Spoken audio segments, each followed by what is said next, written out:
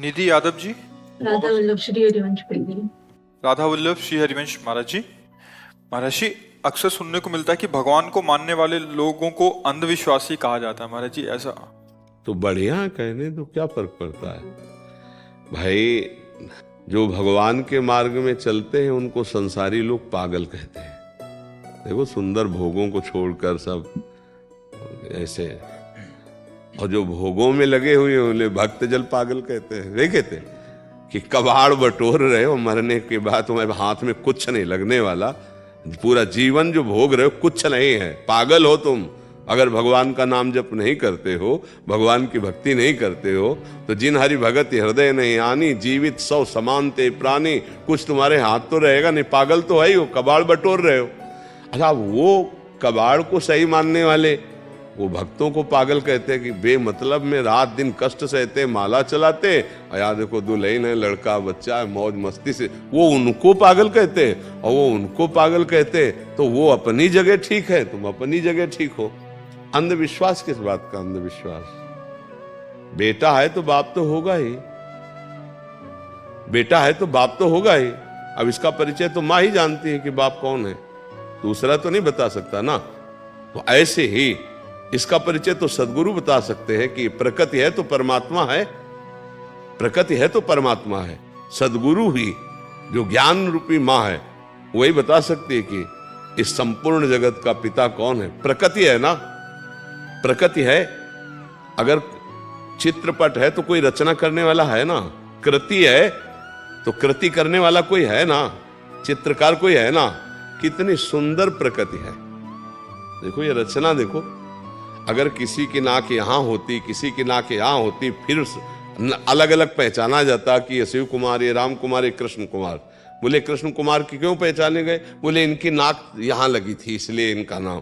लेकिन सबकी नाक नियत स्थान पे है। भारत के 140 करोड़ जनता है, सब अलग अलग पहचाने जा सकते हैं? नहीं पहचाने। देखो कैसी कृति है उसकी यार। अगर अपने को 100 लोग रचना करने की बात कही जाए कि 100 चित्र बनाओ, लेकिन आंख और नाक और मुंह सब एक जगह हो, और तो पहचान में फिर गड़बड़ हो जाएगी। 100 में 50 मिल जाएंगे कि भाई देखो तुमने बनाया तो, पर 10-5 तो बदल बदल के बने, लेकिन फिर सब ऐसे आ गए।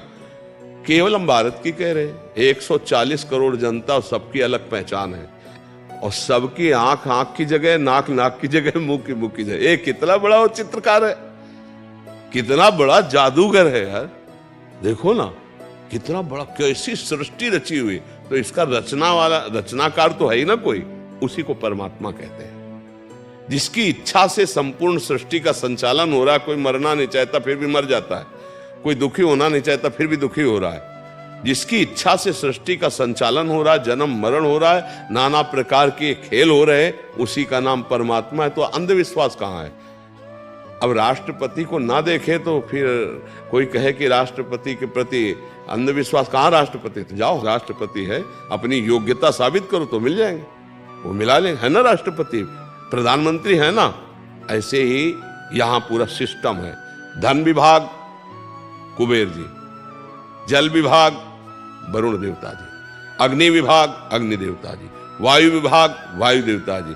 पूरे इन सब का विभाग का जो प्रधान है वो देवराज इंद्र। इसके ऊपर जो बैठे प्रजापति, छोटे छोटे बड़े, फिर सबसे बड़े प्रजापति पितामह ब्रह्मा, और फिर ब्रह्मा का भी जो बाप है उनको पैदा किए, नाभि कमल से ब्रह्मा, वो है प्रभु। अब अंधविश्वास किस बात का है कि भाई हम देखा नहीं, जाना नहीं, समझा नहीं, हम चल रहे? ऐसा नहीं है।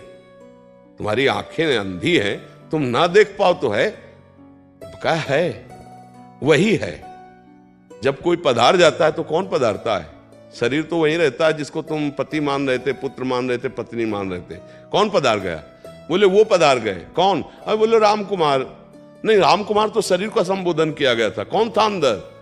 वो अंदर वाले तो नहीं जानते। ये बताओ कौन था अंदर? तो आप कहेंगे जीव। तो जीव है कौन? परमात्मा का अंश। तो अंश का मतलब क्या है? बोले पूर्ण का अंश पूर्ण होता है, तो उससे तो परिचय बनाया नहीं था।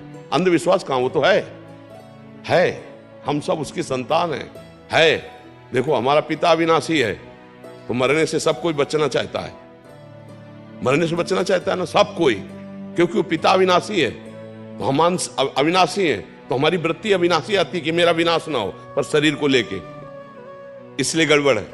देखो हमारा पिता सुख सिंधु है, तो हम सबके अंदर सुख की चाह, केवल सुख की चाह खोजो, दुख की चाह किसी के अंदर नहीं, सुख की, पर कर्म ऐसे बन रहे जिसे दुख भोगना पड़ रहा है। हमारा पिता सबसे बड़ा है, तो हम सब जिस डिपार्टमेंट में हैं, सबसे बड़ा बनना चाहते हैं, सबसे बड़ा बनना चाहते हैं। अगर गंदे मार्ग में भी है तो सबसे बड़ा, क्यों? बड़े का अंश है, सबसे बड़े का अंश है, वो सबसे बड़ा। हम प्रभु के अंधविश्वास कहाँ है? भाई आपको अंधविश्वास लगता हो तो लगता हो, हमारा तो जीवन है, हम तो उन्हीं को देखते हैं, उन्हीं से जीते हैं, उन्हीं से खेलते हैं, उन्हीं से अंधविश्वास में थोड़ी, अंधविश्वास में कितने दिन दिया जा सकता है? कितने दिन? महीना 2 महीना, साल 2 साल, लेकिन यहां तो पूरा जीवन हो गया बचपन से। अंधविश्वास कैसे? तुम अंधविश्वास में बैठे हो, विचार करके देखो, तुम यहां कैसे आ गए, कैसे बैठे हो? कुछ अनुभव में नहीं आ रहा? सत्य है, पर जैसे कुछ बातें ऐसी हैं कि प्रकृति की ही आप इन आंखों से नहीं देख सकते, सूक्ष्मदर्शी से देख सकते हैं। जो छोटी छोटी बातें, जिससे अणु आदि को आप आंखों से नहीं देख सकते, सूक्ष्मदर्शी, तो सबसे अणुअणियान, वो सूक्ष्म से भी सूक्ष्म परमात्मा है, तो आप उसको इसको कैसे देख सकते हो? उसके लिए दिव्य दृष्टि चाहिए। महतो महियान, वो बड़ों से इतना बड़ा है, उसके लिए दिव्य दृष्टि चाहिए। अर्जुन साथ खेल रहे हैं भगवान के, पर क्या जान पा रहे थे कि इतना विराट है ये कृष्ण? जब दिव्य दृष्टि दी तो कांपने लगे महाराज, विराट रूप देखकर। है ना, ये अंधविश्वास का खेल थोड़ी, वो है। चाहे जितनी बातें बनाओ, बाल्यावस्था से जवानी आई, तारीख बताओ, जवानी कब गई, बुढ़ापा आया बताओ, और कब मरोगे बताओ।